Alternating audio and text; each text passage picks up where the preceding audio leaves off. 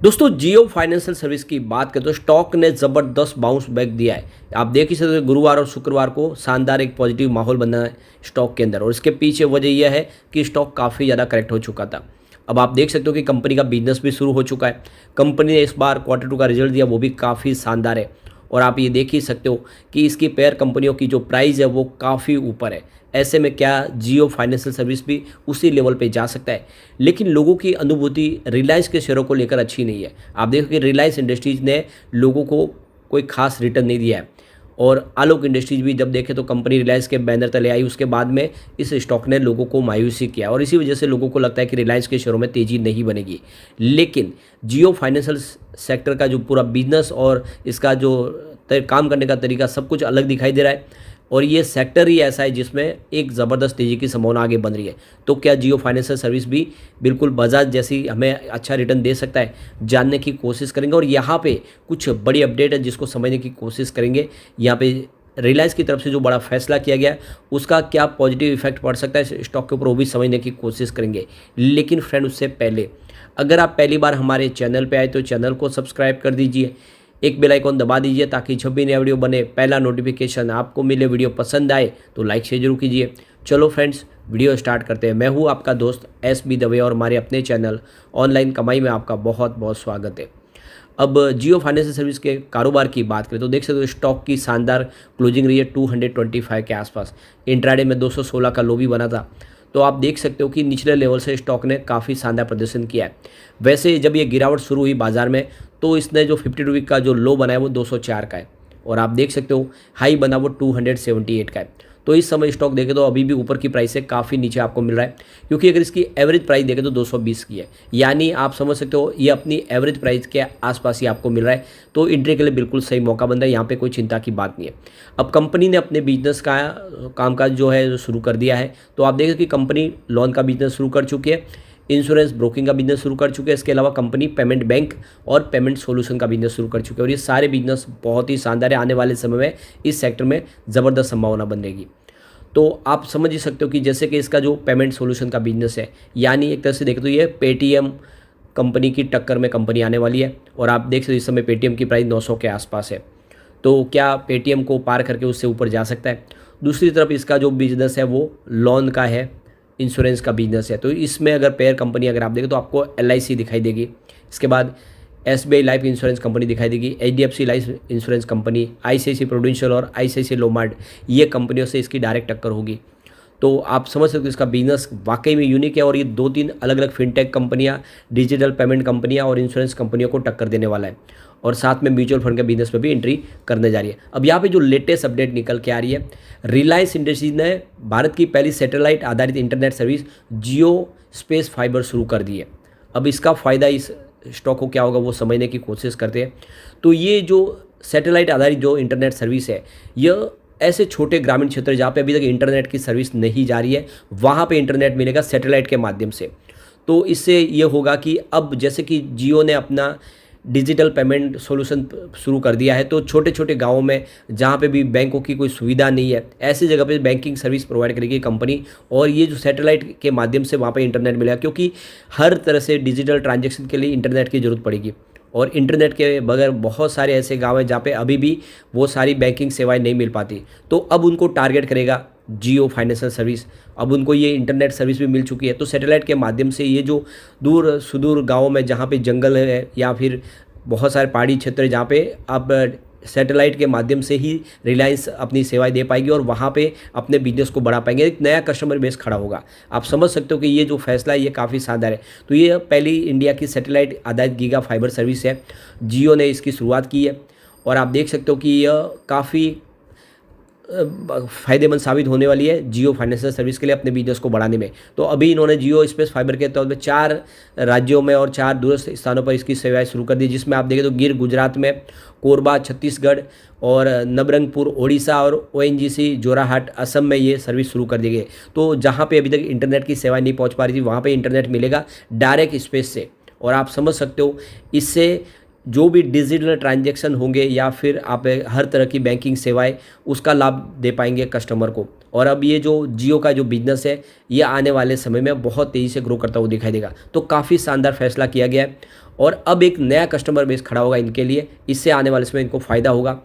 दूसरी बैंकें भी जहाँ नहीं पहुँची वहाँ पे वो बैंकिंग सेवाएं दे पाएंगे। डिजिटल ऑलरेडी आप देखें तो डिजिटल वॉलेट के माध्यम से ये सेवाएं देंगे। जो जियो फाइनेंशियल सर्विस ने अपना डिजिटल वॉलेट लॉन्च किया है, साथ में कंपनी अब अपना डेबिट कार्ड भी लॉन्च करने जा रही है। तो सारी सर्विस मिलेगी अब ऐसे ग्रामीण क्षेत्र में जहाँ पे अभी तक इंटरनेट नहीं होने की वजह से वो सारी सर्विस नहीं मिल पा रही थी। तो ये बहुत बड़ा एक रिवॉल्यूशनरी फैसला है जिससे आने वाले समय इनका बिजनेस बढ़ेगा। अब यहाँ पे जो सबसे बड़ी बात है कि यहाँ पे प्रमोटर ने अपनी स्टेक बढ़ाई है। प्रमोटर कौन कौन है उसको भी समझने की कोशिश कर लेते हैं। तो यहाँ पर अगर प्रमोटर की बात करें तो आपको इसमें 11.6% की जो होल्डिंग प्रमोटर की दिखाई देगी वो है श्री चक्र कमर्शियल। इसके बाद में 8.6% की होल्डिंग प्रमोटर ग्रुप से देखें तो आपको यहाँ पे देवर्षि कमर्शियल दिखाई देगा। 8.6% की होल्डिंग यहाँ पे करुणा कमर्शियल दिखाई देगा। इसके अलावा 8.6% की होल्डिंग यहाँ पे तत्वम इंटरप्राइजेस। इसके अलावा अगर आप देखें तो यहाँ पे 4.8% की प्रमोटर ग्रुप में जो होल्डिंग है वो है Reliance industries holding private limited. 2% की अगर आप होल्डिंग देखें तो यहाँ पे समरजीत इंटरप्राइजेस दिखाई देगी, ये भी प्रमोटर ग्रुप से। तो ये प्रमोटर ग्रुप से जो 46% की होल्डिंग है ये अलग अलग प्रमोटर ग्रुप के तहत यहाँ पे शेयर होल्डिंग पैटर्न में इनके नाम दिखा देंगे। प्रमोटर की कंपनियाँ सारी हैं जिनके माध्यम से इसके शेयर लिए गए हैं। अब एक जो बड़ी होल्डिंग और है वो है गवर्नमेंट ऑफ सिंगापुर की, ये FI की तरफ से होल्डिंग ली है। 2% के आसपास की होल्डिंग है, काफ़ी बड़ी होल्डिंग है। इसके अलावा देखें तो यूरो पैसिफिक ग्रोथ फंड ने भी यहाँ पे 1.6% की होल्डिंग ली हुई है। इसके अलावा JFSL ट्रस्ट बना हुआ है, ये पब्लिक होल्डिंग के तहत 0.8% की होल्डिंग है। और काफ़ी बड़े इन्वेस्टर में अगर आप देखें तो प्रमोटर के बाद यहाँ पे जो सबसे बड़े इन्वेस्टर के तौर पे आपको LIC दिखाई देगा। LIC ने यहाँ पे 6.7% की बड़ी होल्डिंग ली हुई है, काफ़ी बड़ा निवेश है। क्वांट म्यूचुअल फंड की होल्डिंग भी यहाँ पे बड़ी आपको दिखा देगा, 1.1% की होल्डिंग है। तो क्वांट म्यूचुअल फंड ने भी काफ़ी अच्छा निवेश किया हुआ है। तो ये अलग अलग आपको होल्डिंग दिखाई देगी। अब एक बार हम इसके निगेटिव पॉइंट और पॉजिटिव पॉइंट को भी समझ लेते हैं, जिससे आपको आसानी से समझ में आ जाएगा कि क्या इस समय वाकई में जियो फाइनेंशियल सर्विस में निवेश किया जा सकता है।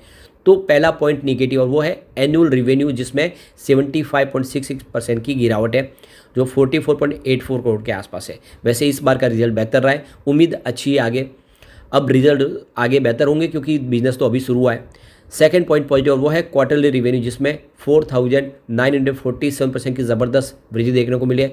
ईयर ऑन ईयर बेसिस पे 148 करोड़ के आसपास रहा है। तीसरा पॉइंट निगेटिव और वो है एनुअल नेट प्रॉफिट, जिसमें 81% की गिरावट हुई है। लास्ट ईयर 31.25 करोड़ के आसपास था। अगला पॉइंट फिर से पॉजिटिव बन रहा है और वो है क्वार्टरली नेट प्रॉफिट, जिसमें 4,272% की बम्पर बढ़त देखने को मिली है। ईयर ऑन ईयर बेसिस पे 88.76 करोड़ के आसपास रहा है। अगला पॉइंट आपको फिर से निगेटिव दिखाई देगा, वो है स्टॉक की प्राइस, जिसमें 14.87% की गिरावट हुई है। तो ये इसके लिए एक निगेटिव पॉइंट बना है। वैसे इसने अच्छी रिकवरी भी दिखाई है। अगला पॉइंट फिर से पॉजिटिव दिखाई देगा और वो है डेट टू इक्विटी रेशियो, जो 0.04 है, लेस देन 1% है। ये इसके लिए एक पॉजिटिव पॉइंट है। अगला पॉइंट निगेटिव और वो है इसका ROE, रिटर्न ऑन इक्विटी, जो 0.17% है, लेस देन 10% है। तो ये इसके लिए एक नेगेटिव पॉइंट बनता है। अगला पॉइंट न्यूट्रल बनेगा और वो है म्यूचुअल फंड की होल्डिंग 4.71% के आसपास है। तो ये एक न्यूट्रल होल्डिंग है। इसके अलावा एक पॉइंट और न्यूट्रल वो है प्रमोटर शेयर होल्डिंग पैटर्न में 46.77% की होल्डिंग है। तो ये पॉइंट न्यूट्रल है और एक अच्छी तरह से इसको हम पॉजिटिव भी समझ सकते हैं। अगला पॉइंट और पॉजिटिव और वो है प्रमोटर प्लेज 0 शेयर, यानी कोई भी शेयर प्रमोटर के इस समय गिरवी नहीं है, पूरी तरह से फ्री है। तो यहाँ पे अगर आप कुल देखें निगेटिव पॉइंट की बात करें तो यहाँ पे आपको निगेटिव पॉइंट टोटल 4 दिखाई देंगे। अगर हम बात करें पॉजिटिव पॉइंट की तो पॉजिटिव पॉइंट भी आपको यहाँ पे 4 ही दिखाई देंगे और इसके अलावा आपको यहाँ पे 2 न्यूट्रल पॉइंट दिखाई देंगे। इसका मतलब ये है कि इसकी फाइनेंशियल सेहत काफ़ी अच्छी है और आने वाले समय आपको बेहतर रिटर्न दे सकता है। अब यहाँ पे इसके रिजल्ट को भी देखें तो बेहतर हुआ है। इस बिजनेस शुरू होने के पहले भी देखें तो रिजल्ट बेहतर है। जून 2023 में जहाँ पे 414 करोड़ का रिवेन्यू था, वो सितंबर 2023 में बढ़ के 608 करोड़ तक पहुँच गया है। इसके अलावा अगर हम प्रॉफिट की बात करें, जून 2023 में 332 करोड़ के आसपास था, वो सितंबर 2023 में बढ़ के 668 करोड़ तक पहुँच गया, लगभग डबल हो चुका है। अब एक बार हम इसके पिवट लेवल को भी चेक कर लेते हैं। तो यहाँ से अगर गिरावट होती है तो 217 का फर्स्ट सपोर्ट है, ये टूटा तो आपको 212 तक स्टॉक जाता हुआ दिखाई देगा। बड़ी गिरावट हो तो फिर 208 तक जाने की संभावना। अब इसके रेजिस्टेंस देख लेते हैं। तो पॉजिटिव माहौल में 226 का फर्स्ट रेजिस्टेंस है, इसको पार किया तो स्टॉक आपको 230 तक जाता हुआ दिखाई देगा और 230 एक बार हो गया तो फिर आगे जाके तीसरा रेजिस्टेंस 235 का, यानी 235 तक स्टॉक जा सकता है। वैसे इसका पिवट 221 का, यानी इसकी फेयर वैल्यू है। तो स्टॉक इस समय आप खरीदारी के लिए काफ़ी अच्छा लग रहा है। अगर आप लॉन्ग टर्म इन्वेस्टर हैं तो बिल्कुल इस समय आप जियो फाइनेंशियल सर्विस में निवेश कीजिए। इसकी पेयर कंपनी की प्राइस 4 डिजिट में है, यह भी आने वाले समय 4 डिजिट में जाएगा।